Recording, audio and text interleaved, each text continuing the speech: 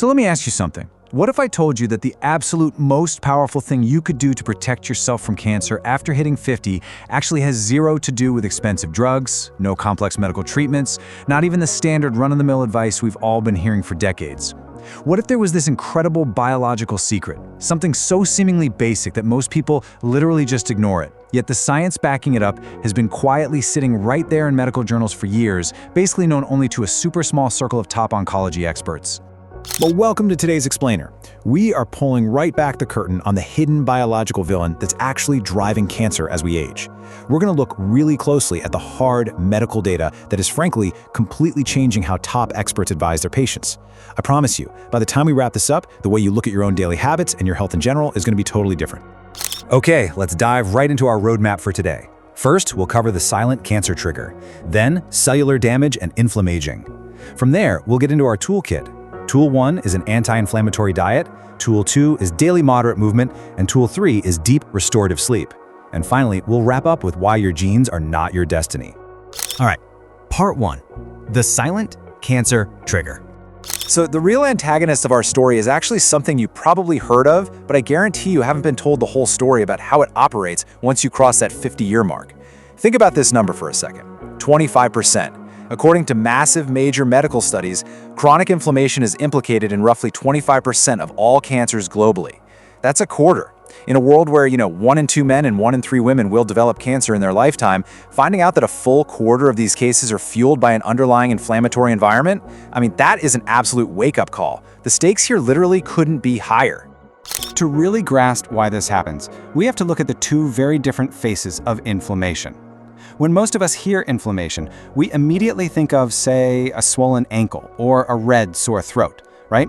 Well, that is acute inflammation. It's the visible friend. It's totally temporary, it fights off bacteria, and it heals you. It's this beautiful, perfectly designed biological response. But then, there's the other side, chronic inflammation. This is the invisible foe. It doesn't swell up where you can see it. It doesn't cause obvious pain.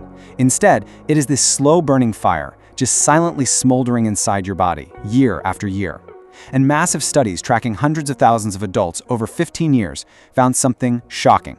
People with high levels of a chronic inflammatory marker, it's called C-reactive protein, or CRP, had significantly higher rates of colon, lung, and breast cancers. Let's move to Part 2 and see how this builds: cellular damage and inflammaging. So how exactly does this invisible fire create an environment where cancer just thrives? Well, the scientific community actually has a very specific term for what happens to us as we get older.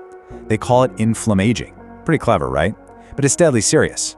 After age 50, our immune system kind of starts to misfire.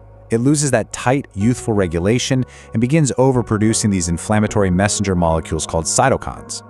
And worse, it completely loses its crucial ability to just turn that inflammation off once it starts. The rules of the biological game completely change, even if we're blissfully unaware of it.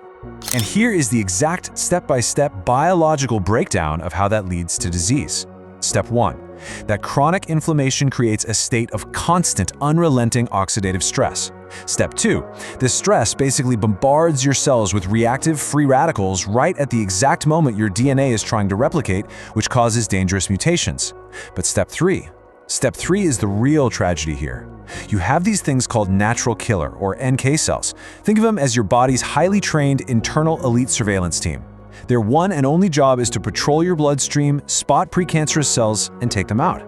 But chronic inflammation, it completely suppresses and disables the surveillance team. It leaves the front door wide open for those mutated cells to just set up shop and grow.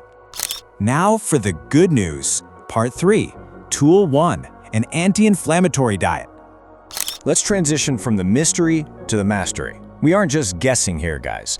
Based on the monumental EPIC study, which tracked over 500,000 people, a Mediterranean-style diet drops cancer risk by an astonishing 30 to 40%. Why? Because we are talking about targeted molecular warfare. Take extra virgin olive oil, for example. It contains oleocanthal, which literally acts on the exact same inflammatory enzymes as a dose of ibuprofen, just without the pharmacy copay. Leafy greens give you folate, physically protecting your DNA right when cells divide.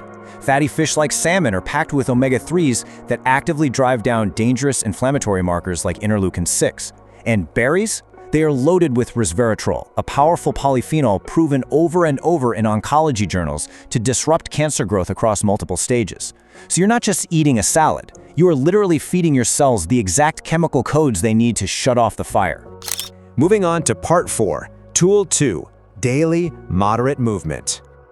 This one right here is easily one of the most undervalued cancer prevention strategies out there. And hey, just to be super clear, I am not talking about exhausting yourself with brutal 2-hour gym sessions. No way! We are talking about just 30 to 45 minutes of a brisk walk or maybe a light bike ride. The results of simply moving your body like this are undeniable. There is a massive 20 to 30% drop in cancer risk for active individuals compared to sedentary ones. This isn't just some fitness influencer's theory. This is fully established, peer-reviewed scientific reality. And the biochemistry behind that drop is just fascinating. When you engage in moderate aerobic exercise, your muscles basically act like an internal pharmacy. They release these specialized messenger proteins called myokines, and these myokines just flood your entire system with powerful anti-inflammatory effects. Plus, movement actively lowers your levels of insulin and a hormone called IGF-1. So why does that matter to us? Well, chronically high insulin and IGF-1 basically lay out the perfect all-you-can-eat hormonal buffet for cancer cells. By moving every day, you are literally starving potential cancer cells of the exact environment they need to thrive. Next up, Part 5, Tool 3, Deep Restorative Sleep. Now, if movement is undervalued, sleep is practically ignored. Patients consistently underestimate the sheer power of 6 to 8 hours of quality sleep. But I want you to really think about the cellular repair happening while you're unconscious. You aren't just resting, you are in the biological repair shop. During deep sleep, your DNA repair enzymes hit their absolute maximum peak activity. Your immune system, including those vital natural killer cells we talked about earlier, completely stabilizes and resets itself. And critically, this highly specialized network called the glymphatic system activates, literally flushing deep metabolic waste and toxins right out of your brain and body.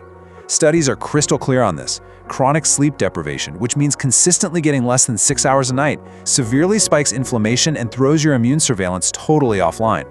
When it comes to cancer prevention, sleep is absolutely not a luxury. It is medicine. And finally, Part 6, Genes are not your destiny. I've seen clinical patients in their 60s and 70s implement these exact 3 tools, and within just 3 months, the inflammatory markers on their blood work absolutely plummeted. These are people who walked into the clinic fully believing their family history doomed them. But here is the absolutely crucial point I want you to remember. Your genes do not determine your destiny. Your internal environment is something you control. By making the choice to adopt an anti-inflammatory diet, committing to just a bit of moderate daily movement, and fiercely protecting your sleep, you are fundamentally rewriting your cellular environment. You are overriding your genetic predispositions and finally turning off that silent fire of inflammaging. So I want to leave you with a bit of a provocative question to chew on. What small biological change will you make tonight to protect your future? I mean, is it going to be adding some olive oil and leafy greens to your dinner? Will it be finally committing to that brisk 30-minute walk tomorrow morning? Or will it be turning off the screens an hour early to guarantee you get a full 8 hours of deep cellular repair tonight? Look, the science is crystal clear, the tools are right there in your hands, and the choice is entirely yours. Thank you so much for joining me for today's Explainer. It's been a blast. Until next time, stay curious and stay healthy.